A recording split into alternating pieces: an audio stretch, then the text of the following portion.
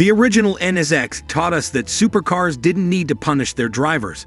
35 years later, Acura's bringing that philosophy back, and honestly, the timing couldn't be better.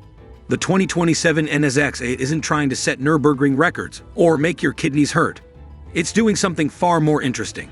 It's asking whether a supercar can actually make you feel better after a long drive, not worse. And from what we're seeing, the answer might just redefine what luxury performance means. This isn't about raw numbers anymore. It's about something we've forgotten in the horsepower wars: composure. The front fascia is where Acura made their boldest statement. Gone are the aggressive, angular intakes that scream for attention at every stoplight. Instead, you're looking at a wide, low stance with integrated lighting that flows horizontally across the nose. The LED signature is unmistakable but refined. There's confidence here, not aggression. The grille openings are functional, channeling air precisely where the hybrid powertrain needs it, but they're sculpted in a way that feels organic rather than bolted on. And here's my take. This is design maturity. Acura understands their buyers aren't 25 anymore. We don't need our cars to look angry. We need them to look expensive and purposeful. This does both. The story continues. The tail section is compact, almost European in its proportion, with a full-width light bar that echoes the front end. But what strikes me is the restraint. The diffuser is there, functional and aggressive when you look closely, but it's not dominating the design. The quad exhaust outlets are integrated beautifully. There's no massive wing, no theatrical aero appendages. Just clean, sculpted surfaces that suggest speed without shouting about it. Personally, I think this is where Acura separates itself from the Corvette and even challenges some European alternatives. This is a car you can pull up to a nice restaurant in without feeling like you're compensating for something. That matters at this price point. Step inside, and the dashboard immediately tells you this isn't a typical American performance car. The architecture is driver-focused, but not claustrophobic. There's a dual-screen setup, one for instrumentation, one for infotainment, but they're integrated into the dash, rather than stuck on top like afterthoughts. The materials are where Acura spent their money. Semi-aniline leather, real aluminum, and what appears to be open-pore wood trim on higher specs. My impression? They're directly challenging the Germans here. The switchgear has weight to it, the climate controls are physical buttons, and the steering wheel is perfectly sized. Not too thick, not too thin. This feels like a cabin designed by people who actually drive long distances. The seating position deserves its own discussion. These aren't racing buckets that trap you. They're sculpted sports seats with adjustable bolsters, heating, cooling, and what Acura calls their precision comfort foam.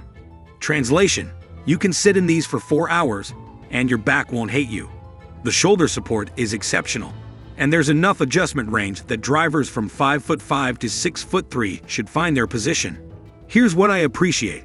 Acura remembered that their core buyers are in their 50s and 60s. We want support and comfort, not punishment.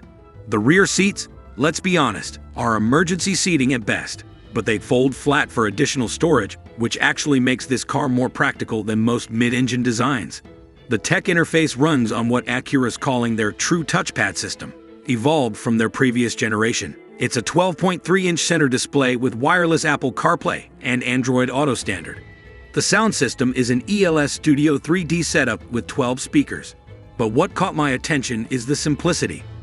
There aren't 17 submenus to adjust your suspension. The core functions are immediately accessible. Volume is a physical knob. Temperature is a physical control.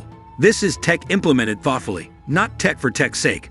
For an audience that's watched infotainment systems become increasingly frustrating, this approach will resonate. Beyond the multimedia, the 2027 NSX comes loaded with what Acura calls their Precision Awareness Suite. That's adaptive cruise control with stop and go, lane keeping assist that's actually useful rather than intrusive, and a surround view camera system that's critical when you're parking a low-slung sports car. There's also a head-up display that projects speed, navigation, and performance data onto the windshield. What I find interesting is the customization. You can tune the level of intervention from each system. Want pure driving with minimal assists? Done. Want a relaxed highway cruiser? Also done. This flexibility shows Acura understands their buyers want control, not to be controlled by their car. Here's where things get technical but fascinating.